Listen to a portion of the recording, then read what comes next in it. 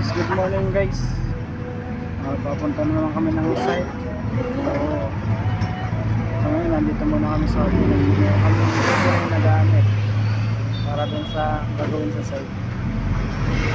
So sa mga nagpapiyahe dyan, ingat-ingat po. Bago po tayo magsatrabaho natin, dapat makakain na po tayo para makapag-isip tayo ng maayos at magagawa natin yung trabaho ng maayos. Saka iwas stress din yung pag wala kasing kain, stress na. Ngayon guys, papunta kami dito. So let's go.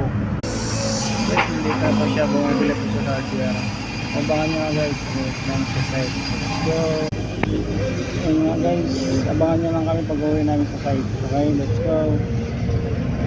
Ayun nga guys, nandito na kami. So yun na yung ngayon.